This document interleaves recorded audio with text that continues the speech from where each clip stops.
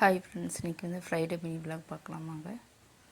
காலையில் 5:30 எந்திரிச்சு அடுப்பில் தீ போட்டாச்சு. அதுக்கப்புறம் ஒரு சட்டி அடுப்பில் வைக்கலாம்னு சொல்லிட்டு சட்டி அடுப்பில் வச்சுருக்கிறேன். இப்போ 2 அடுப்புலேயும் கொட்டியில் கொஞ்சம் தண்ணி காய வச்சுருக்கிறேன். இப்போ உலையெல்லாம் நல்லா காஞ்சிருச்சு. இப்போ வந்துட்டு அரிசி போட்டுக்கலாம்.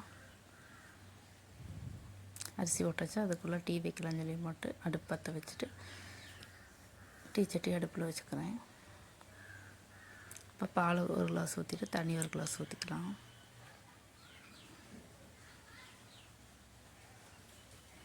இப்போ சாயப்பொடி போட்டுக்கலாம். இப்போ சர்க்கரையும் போட்டுக்கலாம்.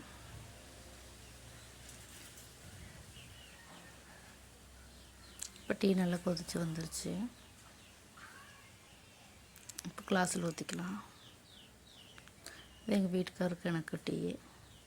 அதுக்கப்புறம் சின்ன பாப்பாவுக்கு வந்து கோவக்காய் பொரியல் பண்ணலாம்னு சொல்லி கோவக்காய் எடுத்துட்டுருக்குறேன்.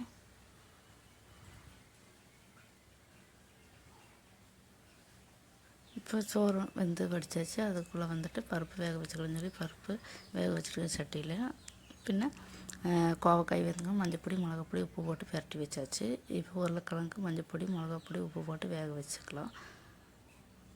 இப்போ கோவக்காய் வறுத்தாச்சு. உருளைக்கிழங்கு பொரியல் ரெடி ஆச்சு. லஞ்ச் பாக்ஸுக்கு வெள்ளை சாப்பாடும் உருளைக்கிழங்கு பொரியலும் பண்ணி கொடுத்தாச்சு. இப்போ பெரியவனுக்கு தோசை சுட்டாச்சு. தோசை சுட்டு நேற்று வச்ச குருமா இருந்தது, அதையும் வச்சு கொடுத்தாச்சு. இப்போ ஸ்கூலுக்கு போயிட்டாங்க. அதுக்கப்புறம் பருப்பு நல்லா வெந்துருச்சு. அதில் வந்துட்டு காய்களை சேர்த்துட்டு உப்பு சேர்த்துக்கலாம். இப்போ சாம்பார் ரெடி ஆயிடுச்சு.